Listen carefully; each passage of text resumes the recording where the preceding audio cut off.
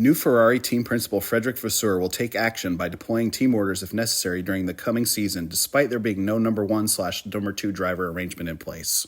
This doesn't represent a fundamental change in policy for the team, but under Mattia Binotto's leadership, Ferrari had a tendency not to intervene on on-track battles between the drivers in the hope situations would resolve themselves. When interventions were made, they were often late and not always well executed. Last year's British Grand Prix is a good example. Despite Charles clearly being quicker than Carlos when pressuring him for the lead, Ferrari allowed Lewis Hamilton to gain significant ground on the pair by not intervening in their battle for an extended period of time.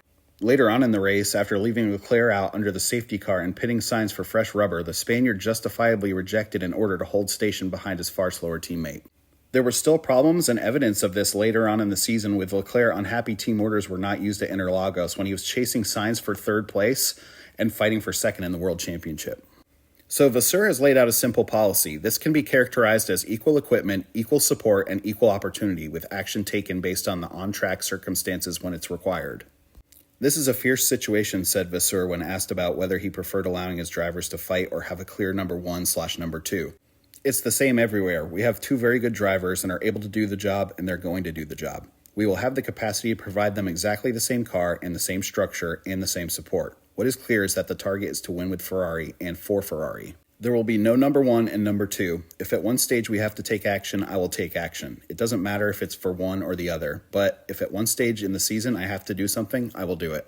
So hearing Freddie say that, there are generally two situations where one driver has to be prioritized, which can be broadly split into race-specific and championship situational. In some cases, it's necessary in order to pick a quicker driver past a slow one, or use one car strategically to cover others to maximize the team's result in a Grand Prix. There are also times when the big picture championship situation is key, and it's necessary to maximize one driver's points yield over the other.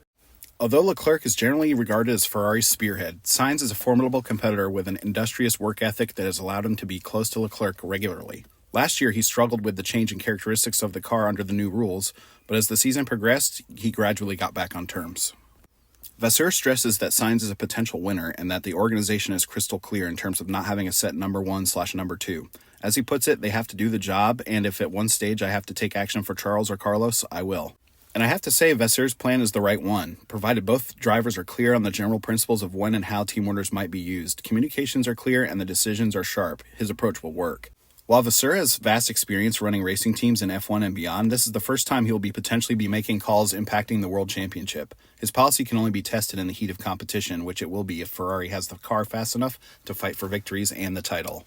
What do you guys think? Should there be a clear number 1 or number 2 at Ferrari this year? Let me know in the comments, and in the meantime, don't forget to box for slicks.